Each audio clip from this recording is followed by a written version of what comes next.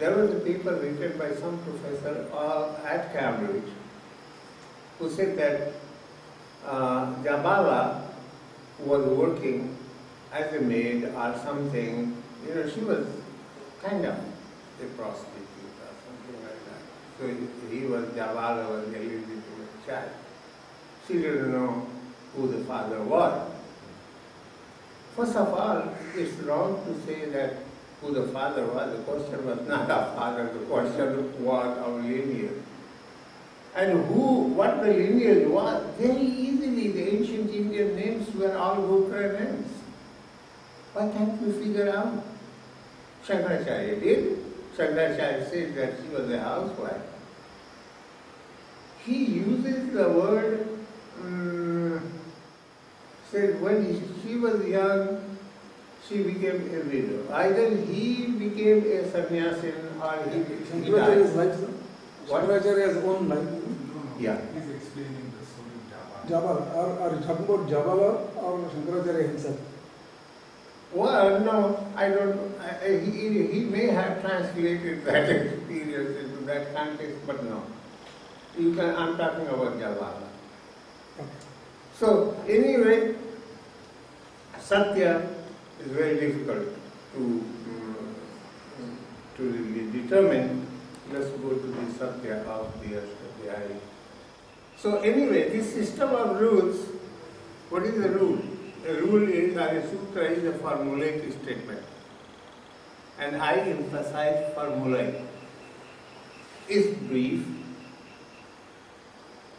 And it's true that Ardhamatra Lagvana Putra Somanante Vaya Karanaga Vaya as if there was birth of the sun, when they are able to say more in the formulation of a sutra. But jokes aside, Panini was very brief, very precise in formulation of his rules, but not at the expense of clarity. If it didn't make any sense, you wouldn't need to. There is one thing more that one has to understand. The sutra style of writing had its own way of writing. Presentation of thoughts in the formulas, etc., etc. There must have been some system, formulae, like what I have done in the, 6-1 yard and 1-1 and arch 7-1. That's the notation, that's my own notation which I brought out with my first volume, and then all through the Ashtadhyayi volumes I use that. Which really very, it comes handy instead of saying Prathama ek vachan, Advitiya ek vachan, Advitiya bahuvachan, you can say 1, 2, 3. So anyway, the formulation of the sutras is the distribution of the sutra 3995 into 8 adhyayas and 4 quarters each comes like something like the first adhyaya goes to 351 rules, the second one 268. That means 8, 1, 9, 5, 6, 11, 2, 3. So 3 something. No, 3 to 5.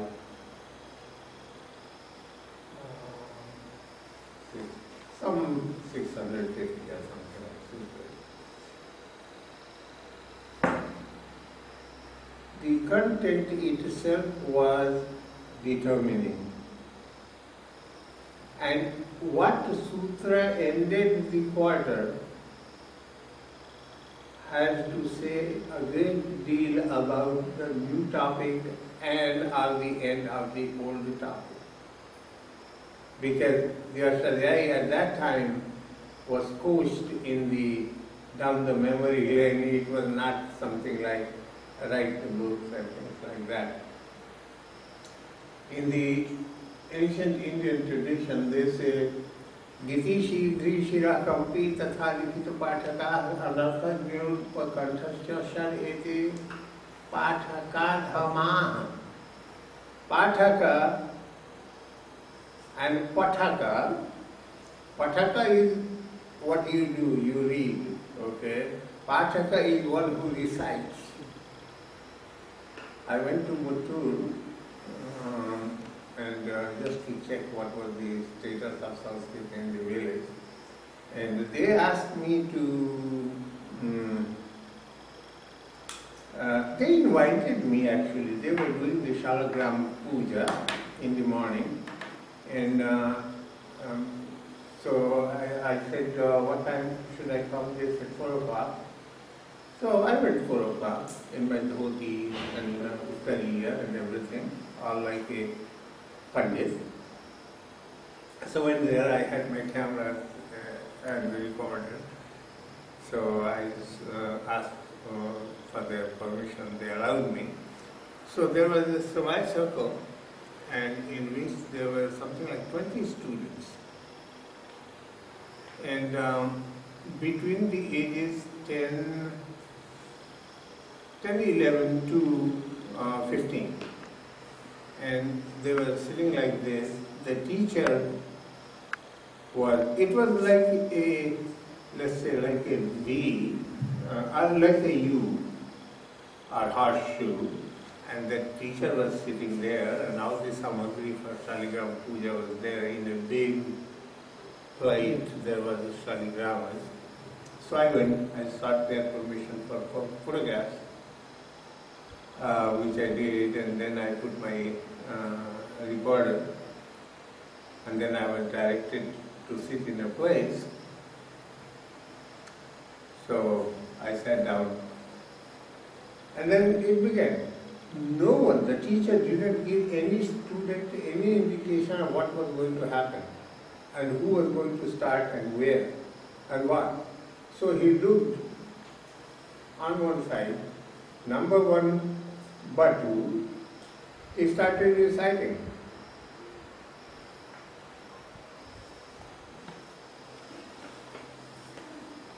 So the recitation went on. From one to the other, to the third, to the fourth, to the fifth. And I was sitting there, I started reciting too. So we were doing the Shanti part. And the kids, they would smile at each other. The teacher sensed it, and he just gave a strict eye to them. Still, the smile could be seen, And I said, no, please. So anyway, after the recitation, after the puja, they were really shocked to see that I could recite any verse that they, I had taught myself a lot of karma kanda, from the Great Sutra and others. So it came very handy. I'm a Sanskrit professor, and I'm a ritualist in many senses. Do you know I have performed 150 weddings in the United States? My weddings are really very popular. So, and in Honolulu there was nothing. But now there is at least 2-3 Satyanarayana Katha every month. And I'm the one who has been doing. We have got up a temple. I worshipped there for about 15-17 years. Now it's a temple. It's a once a month temple. But I go, when I'm there, I go and perform the puja. So I went and did the recitation. That was surprising for them. How could this guy just, not everything, but most of the things I was able to So the teacher came and said, how did you find it? And he said that he was sorry that the kids were smiling. I said, I know why they were smiling. Why they were smiling? Can you guess? It was the Krishna Yajurveda versus Shukla Yajurveda. Exactly. I thought so. See, Rahul was in the Krishna Yajurveda country. And they had, of course, and they found me, and look at this guy. So, anyway,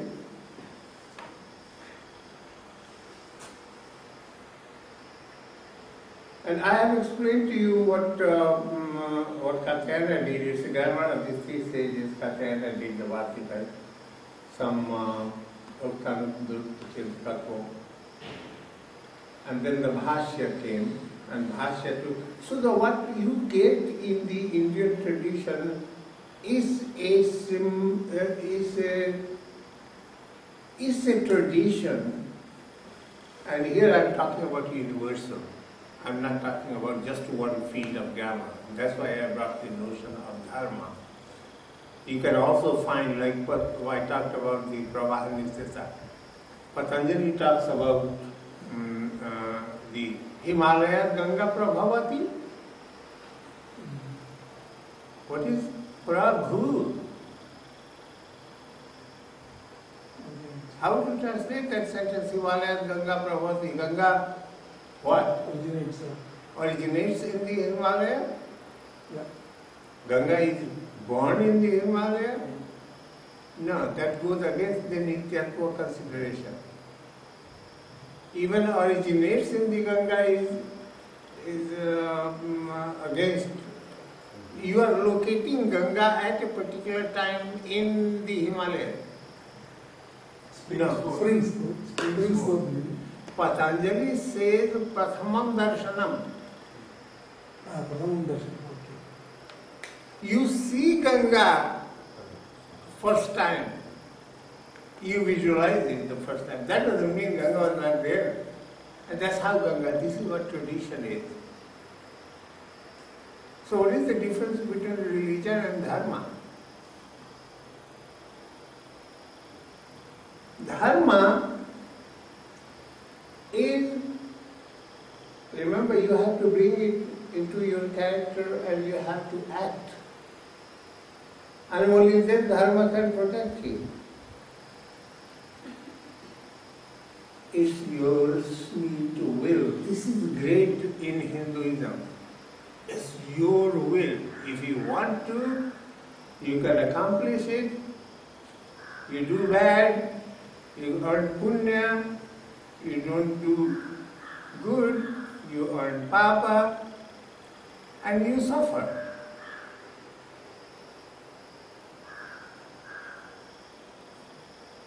The reference to Sarvadharman Parityaja Mamekam Sharanam Braja is something like Krishna saying, also in the Bhagavad Gita, he says, Yoga Kshevam Mahamyam.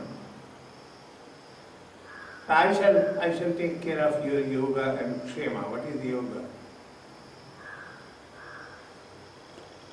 Yoga is that which has to be accomplished. You're ambitious. You want to accomplish something. You want to accomplish Swarga.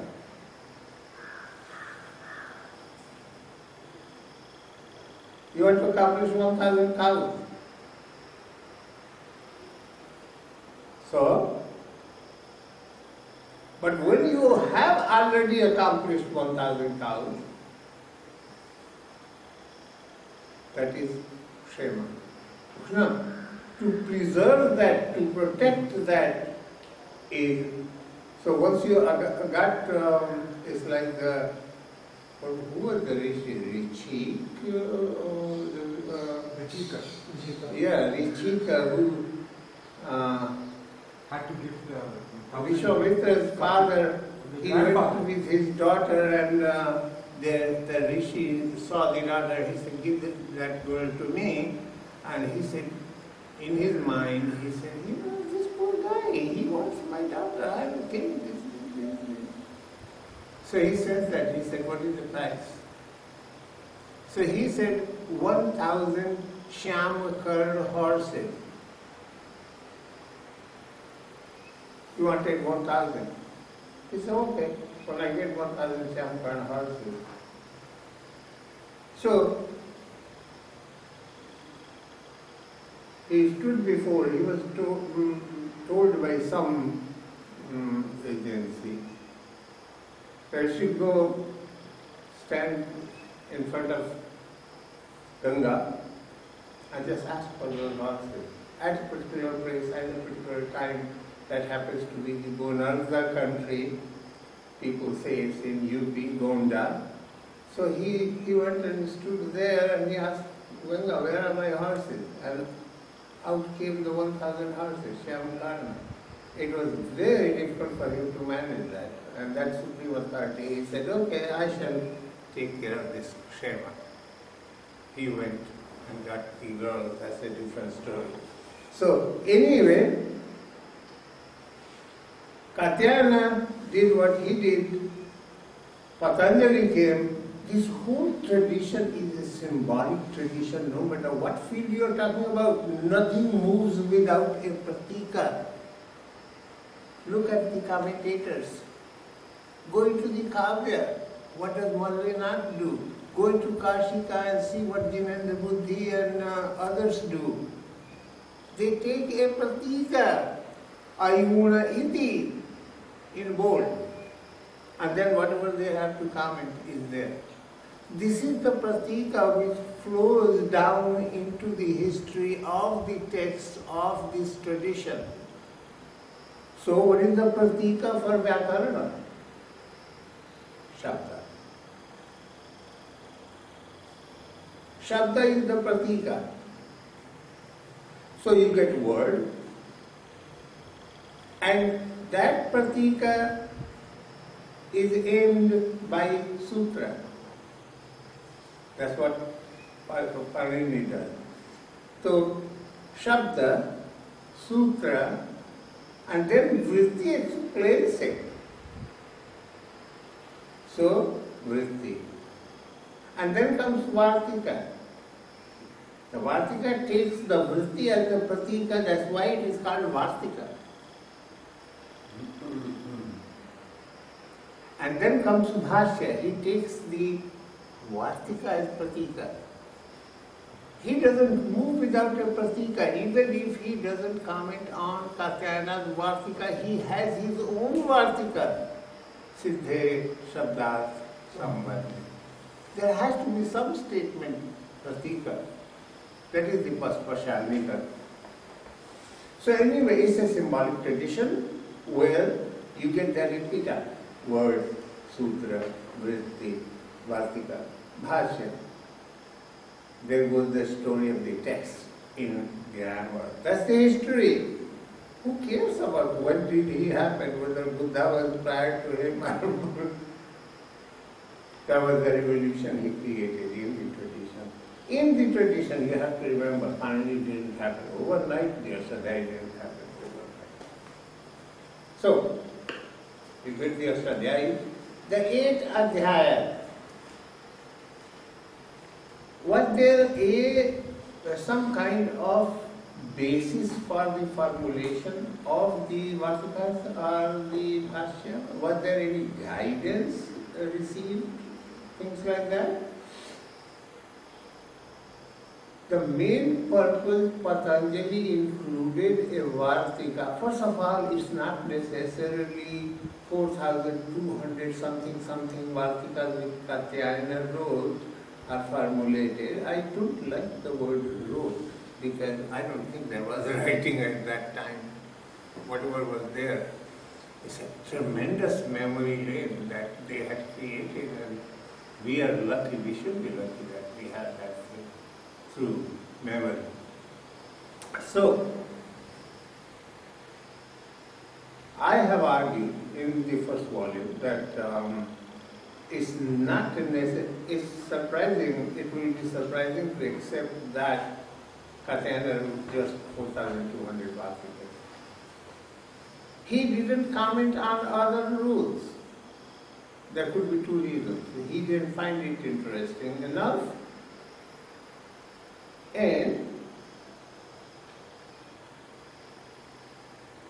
Patanjali didn't accept all the Vartikas that Katyayana had formulated.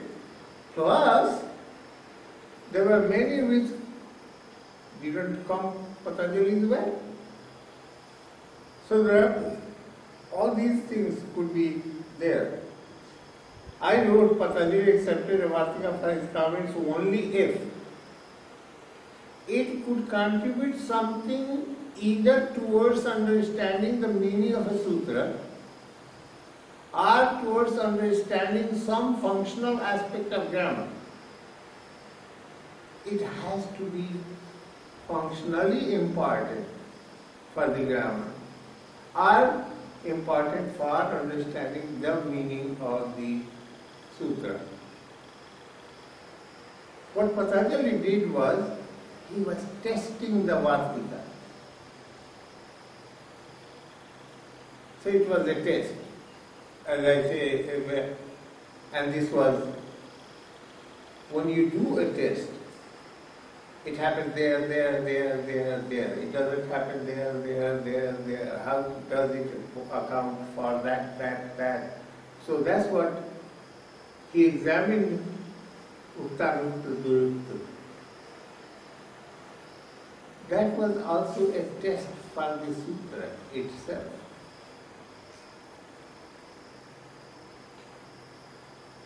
The only thing is the unique style of the Bhashya.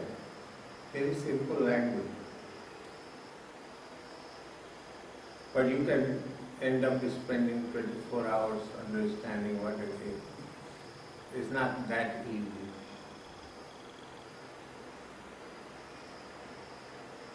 But they say that the sutras alone, from the sutra alone, you cannot understand the sutra, the language of what it aims. You must have that channel. So, by nature, the formulation of a rule shows you Acharya Pravritti. That's one word which is not very much in use. I use it a lot. Commentators say, don't you see what he is doing? That is what Acharya Pravritti is. What Panini does should be a guidance for what Panini may have done or did not do, to have some idea about. So, it's not just a sutra, but also Vyakhyana. Vyakhyana has Udaharanam, Pratyudaharanam, Etat Samudditam Vyakhyanam Bhavati. That's how Vyakhyana is. You give an example, you give a counter example, etc., etc. There is also a structure of the argument. So don't consider Bhashya or Vartika of Katyayana as a refutation or criticism of Panini by Katyayana or by Patanjali of Katyayana. They all have, Katyayana and Patanjali, they have a great deal of respect for the Acharya. Patanjali has respect for Katyayana. But as my father was saying, that's a ring. You should have enough study done that you could find yourself doing this daring effort, getting into the ring. Don't get there. It's dangerous. But if you dare, go and fight. So when you are in the ring, you fight. It's like Krishna says to Arjuna, Klaipyam mas magamah parthanai tatvai upapadete. What a language. See, तुम मत करो, तुम्हें नहीं करना चाहिए. No, he doesn't say that. He said, you don't deserve it. Okay? You don't deserve to kill these assassins, the Kauravas. Don't deserve to kill? That means a killer has to be a qualified killer? That's our dharma. Don't become a killer unless you have reasons enough, sufficient enough to kill. So, deserve. So if you are deserving, go get in the ring. Once you are in the ring, you fight. And that was the thing that my father did when he refuted the Vartikal of Katyayana. And I asked him, of all the people in the world, you are writing reputation of Vartikal? He said, yeah. People say that S.D. Joshi was very critical of Katyayana and of Patanjali also. Yes, he is. But I never wrote anything except for one thing against Joshi. That was on Mitrapishe Paramasaryam, which I will mention to you later on. So, Joshi was the Acharya. Hey, if you are Acharya and you want, if someone wants to criticize an Acharya, like Joshi, I consider him an Acharya. This man spent his whole life on the Mahabharata. What would he want? So, he can read out any Vartika, any Bhashya statement, he can turn it upside down. That's the Acharya. So if he goes in the ring and hits Katyayana and Patanjali, I have to just get to the level of understanding what he was talking about. So, they had respect. People say that Katyayana was an antagonist of Parani, which is not true. Like day one. Day one, yeah. This one? Ah, you have made it so beautiful. Yeah, working workshop. The first page has one statement that I would like you to understand very carefully. The word, I have assigned the name controlling domain CD to rules of Adhyaya 1. That is clear enough that this is what controls the functioning of the Ashtadhyayi. And that comes very handy in operating with the Ashtadhyayi. In the controlling domain, in the first Adhyaya, first quarter, second quarter, etc., you have Samnya predominantly. So here what Panini is doing is he is working out with, he is creating certain tools of operation, and Samyas are one. He also has interpretive rules or interpretive conventions, I call, especially in the light of the Parivashadusekar's thing. Some people just put aside the Parivashadusekar Paribhasha. No, that's not. That's why you have seen in the first volume, I have given you the summary of many, many Paribhashas. And in the first volume that I am putting out now, has to have something like 100 Paribhashas in this summary. 132 are the number. Yeah. Versions. Yeah. So there are some Paribhashas which I don't want to bother burdening my students with. It may be too general or simple, Yeah. commonsensical. So anyway, the controlling domain, the function of the controlling domain, the first Adhyaya, we are going Adhyaya by Adhyaya, what is there in the Adhyaya. The first Adhyaya, the basic thing is, since it has the Samya and paribhashas, what is the function of a Samkhya rule? What does it do? Samkhya rule, Sankhya ke anaya, it is Sankhya, right? That by means of which something is identified. That is what a Samkhya is. That something is what? A word form used in the Ashtadhyayi receives a label. It's like the Samyam Putrasya Nama Vidadhyat, like the ritualists do on the 10th night, they name the bundle of flesh and bones. Here you are, Ramanatha. So, that's the Samya. And then you have Paribhasha. What does a Paribhasha do? Paribhasha, they say that Paribhashas are adiyame niyamakarini Paribhasha. This is a little too harsh a definition of Paribhasha. In other words, in the formulation of Parani Sutra, there is niyama, there is no niyama. Aniyame niyamakarini, right? Aniyame niyamakarini.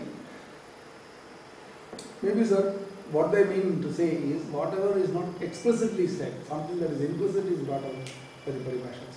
No, actually what it is it puts a check on the interpretation of a rule.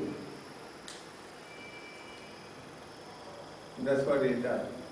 So that you don't get carried away with the interpretation, it keeps you tied to a certain perspective within which you have to interpret the rule. That's why it is called interpretive convention.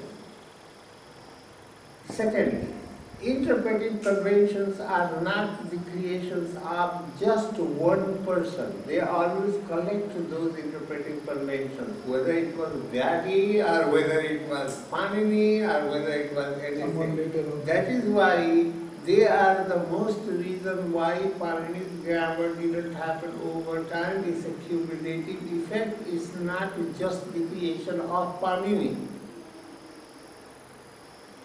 My volume 1 is my volume 1. That's a big joke.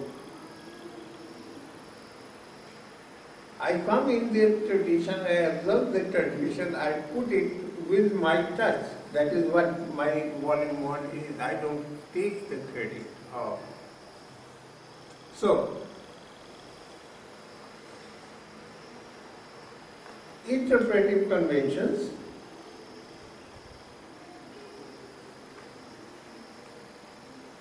go beyond that. So, for example, I said they put a check. So, like you have a rule, like I gave you Ikoyanati, the sixth one, the Shashti Ekvachana and Saptami Ekvachana, etc., etc. You can't just interpret as Sambandha Lakshana Shashti or anything. There is a check. That check says Shashti Sthana Yoga. So there has to be a Sthana Yoga Shashti interpretation. Similarly, Tasmin Nitya Purvasya Karyam Bhavati. Similarly, Tasmad Iti Uttarasya Karyam Bhavati. So that which immediately follows and that which immediately precedes, they have to determine the scope of an application. The word Karya is used quite frequently in the Ashtadhyayi, in the Vrittis, etc., etc. For you, you can use the application as Karya. That also makes sense in the context of a rule as well as in the context of an application. So, these are the conventions like Shashtisthana Yoga, etc.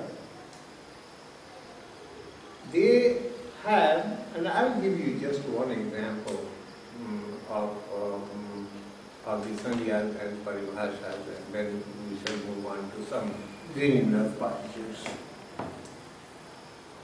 Otherwise, this would be the end of the day, because I have so many things in my mind that, and also I always look at the Ashtadhyayi as part of the intellectual endeavor of in ancient India, particularly the Sutra period. So it's not just a compartmentalized intellectual effort like Ashtadhyayi. No, it is Nyaya. That's why people just Nyaya, although I don't like Nyaya, I would say I don't like Nayayika. I have a Nayayika next door in Hawaii. We fight like anything. Arindam Chakravarti, really Bengali. But anyway, so for example, let's go to the beginning, Vriddhiradaita. On the formulation of Vriddhiradaita, similarly to other sutras, they use the words miserly, very brief statements, and generally they are wordless sentences. No sentences, without word. So, vriddhi, like Kashika says the vritti, unless you have the vritti, you won't understand it. Kashika has vriddhi shabdaha samyatvena vidhiyate. Vriddhi is vidhiyate. So, translate apply. The word vriddhi is applied in the grammar, unless it is applied usage. So vriddhi shabda samyatvena, by way of a name, it is brought into this grammar. Samanyena, generally,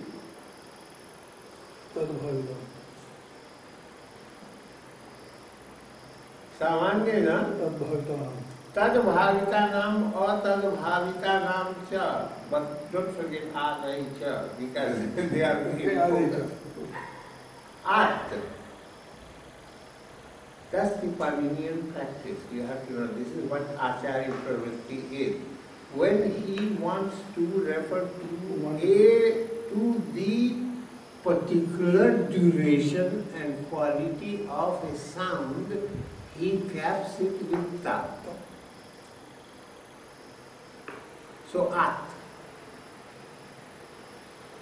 I, cha, I, o. So, vriddhi shabda samyatvena vidhiyate samanyena tadbhavitanam or tadbhavitanam. Adesham varnanam samanyena tadbhavitanam or tadbhavitanam. Now you can put bhavati, and you have the paraphrase or you have the vritti.